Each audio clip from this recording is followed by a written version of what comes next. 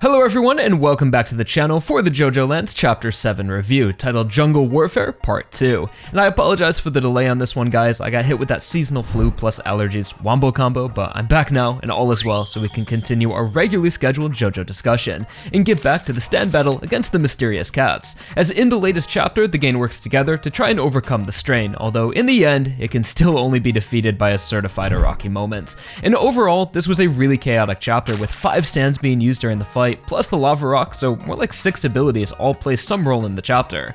But before we get into the review, let's first take a look at all the new extra content and artwork recently released for Part 9, as August was a huge month for the JOJOLands with the release of Volume 1. And that's of course Volume 1 in Japanese. The English volumes are still working on Part 6, and then we have Part 7 and Part 8, so it's gonna be a while until we get the JOJOLands in English. So starting off with Japanese Volume 1, we have a similar illustration to the first Ultra Jump cover featuring Jodio doing his signature pose, although now in a more detailed style with some slight design changes and a volcanic island in the background. And on the spine, we have Jodio, who will begin the chain of connected character portraits, which will grow into a complete art piece by the end of the part, keeping the JoJo tradition on the Japanese volumes. And on the back is simply November Rain, with the part's key motif of rising arrows, which is continued behind the volume sleeve. So arrows have always been a staple in JoJo design, from the to be continued meme to decorative patterns, and even seen in series before JoJo like Cool Shock BT. So I guess Araki just really likes arrows, with the stand arrows, and even made a stand made of arrows. And it fits the whole theme of JoJo, always moving forward, moving into the next generation.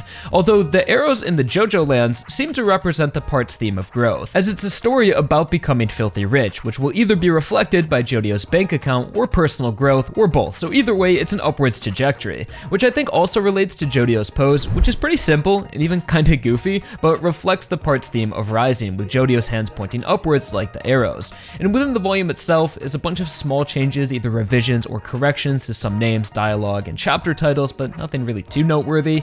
And lastly, from the first volume, we have Araki's first author notes from the part, where he says, "The JoJoLands is the 9th part of the JoJo's Bizarre Adventure series. Its 9th protagonist is a 15-year-old boy. I consider 15 to be the age where a person's thoughts for the future are the most vibrant. As the author, my hope is that the protagonist will mature and develop admirably over time." And this is followed up with a fun fact about November Rain, saying the term Novem derives from the Latin root meaning 9, showing that once again, Araki does give considerable thought to certain names beyond just the musical reference. And since Volume 1's release about 2 weeks ago, it's been doing absolute gangbusters in Japan and all over the world, as everyone is trying to get their volume, selling nearly 100,000 copies, coming in at either rank 1 or rank 2 in weekly manga sales for 2-3 weeks in a row right now. So JoJoLands absolute sweep.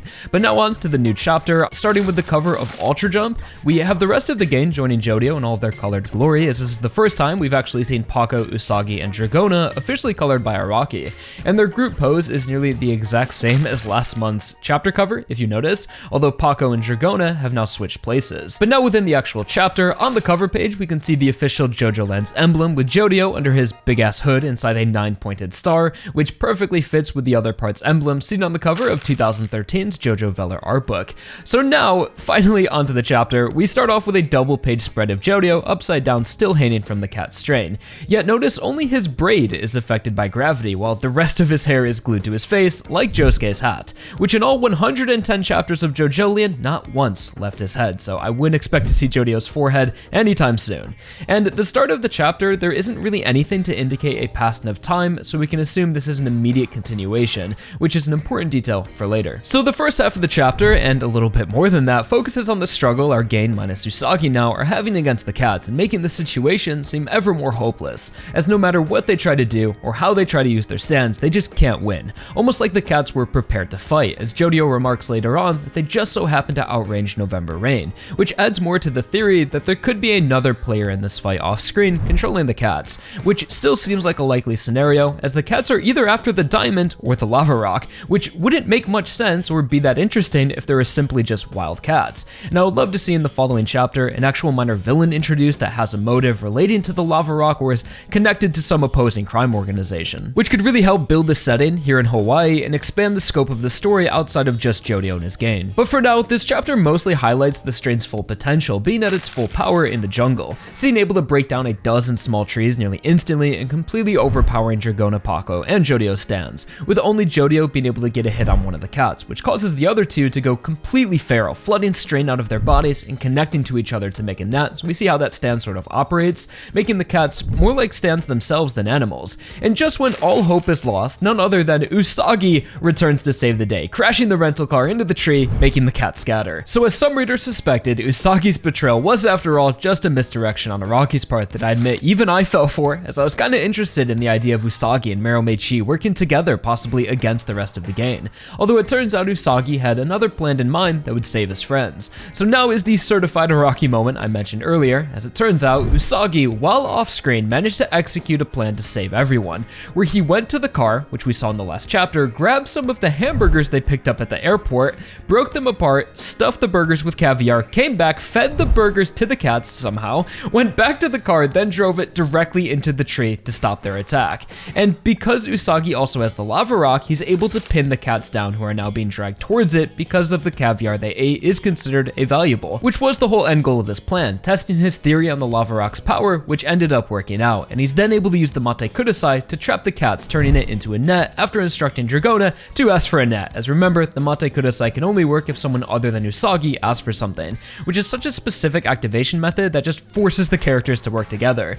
So as for this resolution of Usagi coming back to clutch up and concluding the stand fight, I think it works well for the most part, kind of, in what it accomplishes, but definitely could have been executed a bit better. So I like how it's one of those classic JoJo moments of beating the enemy stand in a completely unexpected and bizarre way that sort of outsmarts them. Like, who the hell would have expected pineapple hamburgers and caviar? And it also cleverly utilizes the lava rock in a way I wouldn't expect to use it, using its power of attraction to actually defeat the enemy stand. Although what I didn't really like was how everything that led to their victory was told through dialogue and happened off screen, all dumped on us at once at the end of the chapter, which is still acceptable as it explains the misdirection, utilizes some previous material, and brings Usagi back, and it's just typical Araki chicanery, but just wasn't the most satisfying reveal in my opinion, and is pretty disconnected from the first 30 pages of the chapter, which turned out to be pretty inconsequential by the end, as we were just buying time for Usagi to return while everyone else tanked damage and didn't really contribute to the victory. So while I found Usagi's plan to be kinda cheese,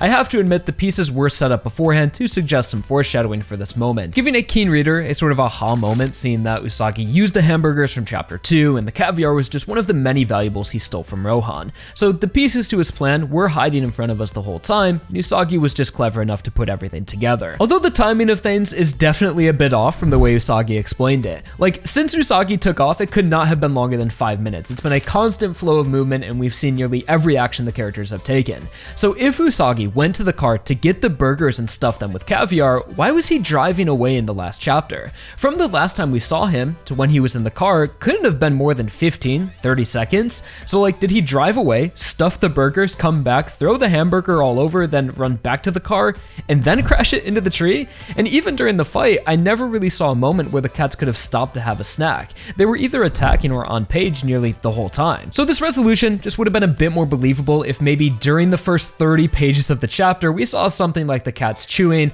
or Jodio mentioning, hey, where'd the cats go? They let up, and then them coming back, and us seeing that point in time when Usagi fed them the food. But you know, Usagi said he did it, so we just have to accept it as truth, which is just fine. Really not a big deal or a terrible way to conclude a minor villain fight, just not the best in my opinion. But overall, still a really enjoyable chapter, getting to see more of the hustle with Paco climbing a damn tree, and November Rain pulling off some horizontal rain attacks, and seeing more of the stand's uses and limitations. Although unfortunately, Dragona, for being a Joestar just as much as Jodio, didn't really get to do anything, so hopefully in the upcoming arcs, Dragona gets their chance to shine. And on the last page of the chapter, the story continues to allude to some other character involved, possibly from the start of the heist, suggesting something was watching Rohan before the gang even got to the villa, which is getting a bit redundant at this point. It's been foreshadowed enough, so just show us the damn character already, which I'm sure will be revealed shortly, now that the game seemed to have captured the cats. Which after this chapter, I still don't have a complete read on. Earlier in the chapter, I thought maybe the cats themselves were stands when they transformed into the strain, but now that they ate the caviar VR, it suggests they're actually real animals with integrated type stands, which could still be the case with a user lurking about, which is just one of the many mysteries that lies ahead in the JoJo lands. So thank you all so much for watching this month's JoJo Lands review. Like the video if you enjoyed, subscribe if you're not already, and I'll see you all real soon in a new video. Let me know what you thought about this chapter in the comments down below and where the story might be heading. Again, thank you all so much for watching, and I'm out. Peace.